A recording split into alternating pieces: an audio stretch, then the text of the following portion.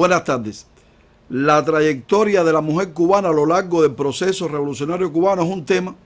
que últimamente tiene bastante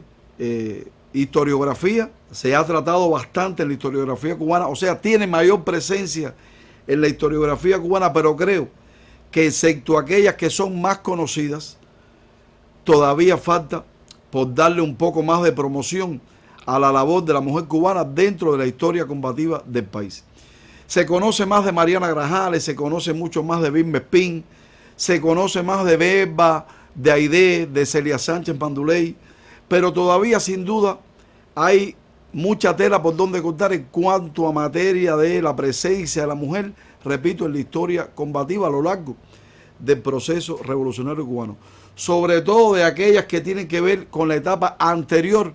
a la revolución, y me estoy refiriendo incluso a la etapa de la resistencia aborigen, de la resistencia esclava, me estoy refiriendo a las mujeres mambisas, que todavía queda mucho. En el caso de Adela Cuy, tal vez de Rosa Castellano,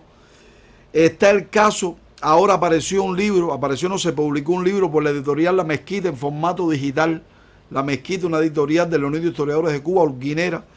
sobre Magdalena Peñarredonda, que no tiene absolutamente otra publicación que no sea esa. Se publicó hace mucho tiempo el discurso de Gabriel García Galán, cuando en la década del 40 del siglo pasado, hace casi 80 años, ingresó a la Academia de la Historia y su discurso fue sobre Magdalena Peñarredonda, pero queda mucho por estudiar. Los pinareños ya tienen un libro hace unos años de Isabel Rubio, la patriota insigne de esa provincia, y hace muy poco, dato curioso, dos historiadores amigos, Pedro Luis Hernández Pérez y José Freddy Ramírez Pérez, de Pinar del Río, hicieron un documental a partir de informaciones que encontró Freddy en los archivos de España sobre el lugar donde en realidad fue apresada la patriota Isabel Rubio. Y hay una de ellas a la que le quiero dedicar la otra parte del programa que me queda, que es Regla Socarrás, de Bahahonda, mambisa, que fue incluso la única que sobrevivió de ellas a la etapa de la revolución en el poder. Se le conoce más por el lugar donde nació, por el padre, por el hijo, pero se conoce muy poco la trayectoria revolucionaria y humana de Regla Socarrás.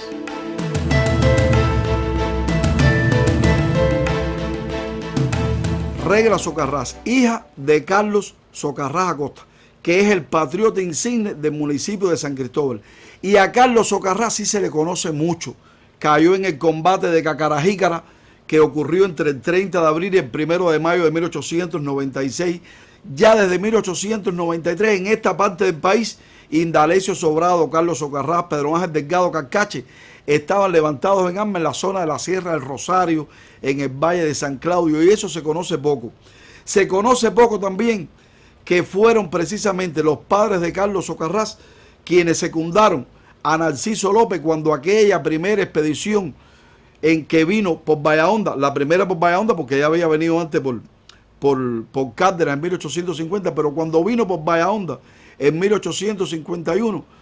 los ascendientes de Carlos Socarrás siguieron a Narciso López. Finalmente fue detenido, sabemos que lo condenaron a muerte, lo cual se cumplió el 1 de septiembre del año 1851 en La Habana, pero es bueno que se diga eso, que es una familia de guerreros, una familia de personas que deseaban ya la independencia de Cuba desde la primera mitad del siglo XIX. Bueno, los hijos de Carlos Socarrás, una de ellas, Regla Socarrás. Muy joven, con 15 años, su padre se fue a la Manigua, su hermano Antonio, su hermano Miguel, comandante uno, teniente el otro, ya tenían grados militares en la Manigua cuando fueron detenidos, fueron apresados por los españoles junto a un tío y delante de Regla Socarrás, de su madre y de una tía, los machetearon. Delante de ella tuvo la desgracia, la mala suerte de vivir ese momento difícil de ver cómo macheteaban a sus dos hermanos mayores y a su tío delante de ella. Su respuesta fue tomar el fusil del tío, salir disparando rumbo a la Manigua. Se fue con su tía Olaya, sorda a ella. Se dedicó durante mucho tiempo a darle sepultura a mambises caídos en combate y después trabajó como enfermera en hospitales de campaña, los llamados hospitales de sangre, vinculados a las prefecturas mambisas. Cuando llegó Maceo a esta parte del país, inmediatamente Carlos Socarrás fue uno de sus hombres de confianza y Regla Socarrás fue también, como Adela Cuy y cómo Magdalena Peñarredonda, al igual que Isabel Rubio, mujeres de toda la confianza de Antonio Maceo, que era el jefe del sexto cuerpo del Ejército Libertador en el occidente cubano. Y a ella le encargó todos los hospitales de campaña que estaban entre la zona de Río Blanco y Cacarajícara, perteneciente al actual municipio de Bahahonda. Regla Socarrás cumplió a cabalidad con todas las misiones que le encomendaron. En determinado momento un mar cubano la delató, fue hecha prisionera. Antes de caer prisionera combatió contra los españoles, la hicieron prisionera y con su revólver, cuando lo entregó ya sin balas, dijo: espero que ustedes, mis enemigos, le den el mismo uso que le di yo, que lo sepan usar como lo usé yo. O sea, que era una mujer de temple, pero además muy joven, muy joven, muy joven. Sufrió prisión en la cabaña, salió de allí, sufrió los horrores de la reconcentración y hasta los finales de la guerra tuvo que alimentar a su prole y tuvo que vivir en la Manigua en difíciles condiciones. La prole, su familia, se las vio de verdad difíciles. Pero ya cuando acaba la guerra, Regla Socarrás era una mujer reconocida, tiene interés ya en formar una familia, en hacer matrimonio. ¿Qué pasó? ¿Cómo lo hizo? ¿Qué derrotero siguió su vida en la etapa de la República y en la Revolución en el poder? Les cuento.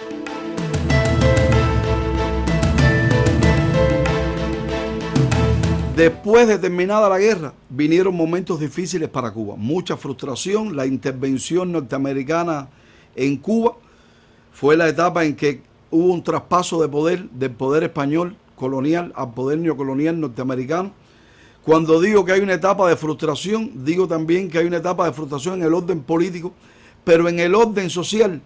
las autoridades norteamericanas se dieron a la tarea de crear un grupo de condiciones con el manzano interés de crear simpatías por ese gobierno dentro de los cubanos,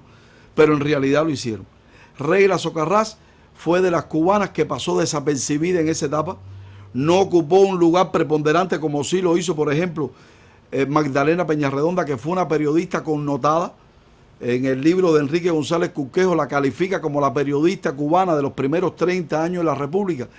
que más hizo en favor de la política, en contra de los gobiernos de turno, en contra de la malversación, del fraude, del machadato.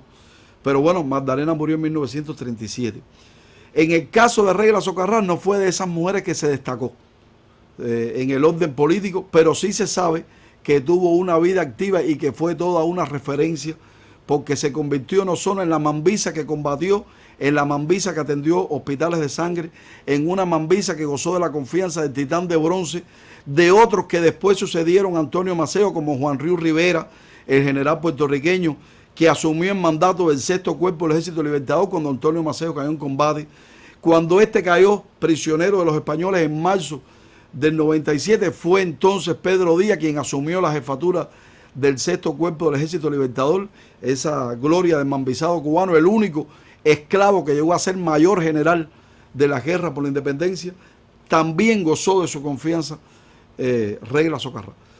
Y era la mujer además que en la República tenía el áurea de que era la hija de Carlos Socarrás, el patriota insigne de la región de Bahahonda, el hombre de confianza, el héroe de Cacarajícara, el hombre que pudo apertrechar a la tropa de aquel cargamento de armas, de municiones, el hombre cuyo sepelio, o en cuyo sepelio Antonio Maceo expresó todo su sentir, o sea, que tenía todo para ser ya una leyenda, Regla Socarrás. Pero se casa entonces con Francisco Prío, que estaba en el exilio, viene a Cuba después de la guerra, contraen matrimonio, tienen 4 hijos, 2 de ellos dedicados a la política, una de ellas, María Regla Socarrás, que llegó a ser representante a la Cámara por la provincia de La Habana. Y está el caso de Carlos Prío Socarrás, que fue presidente de la República entre 1948 y 1952, sucediendo en el cargo a Ramón Grau San Martín. Ambos fueron los llamados presidentes de los gobiernos auténticos o presidentes auténticos, porque los dos llegaron al gobierno como representantes por el Partido Revolucionario Cubano Auténtico. Son aquellos partidos que tuvieron las mismas características de los demás de la República, pero que en este caso, de manera particular, aplicaron la política de Guerra Fría. Su hijo, Carlos Prío Socarrás, hijo, me estoy refiriendo de Regla Socarrás, fue ministro de Trabajo en la etapa en que fue presidente Grau San Martín y se ganó las más los más aberrantes criterios de la población cubana por las medidas antipopulares que tomó, como la de la subida del precio de los pasajes de ómnibus, por los problemas que tuvieron los trabajadores, por las leyes de patronato que dictó Pío Socarrás, y se convirtió en un hombre no amado en Cuba. Sin embargo, gracias a las maniobras de los auténticos, salió como presidente en el año 48. Eso mientras su madre se mantenía incólume como una mambisa de toda ley, pero eso hizo que durante mucho tiempo el nombre de Regla Socarrás fuera un poco olvidado y relegado en la historia de Cuba. Sin embargo, Regla Socarrás fue antimachadista y Regla Socarrás fue antibatistiana, y murió finalmente el 3 de marzo del año 1960. A su sepelio asistió el presidente de la República, entonces Osvaldo Ortigó, y el primer ministro, que en aquel momento era Fidel Castro. Los dos asistieron a su sepelio y por la importancia que tenía, fue uno de los sepelios, o sea, fue el entierro de una mujer de los más renombrados en La Habana, y se le sepultó con honores militares como capitana caída en combate. Sin embargo, el hecho durante mucho tiempo de que Regla Socarrás,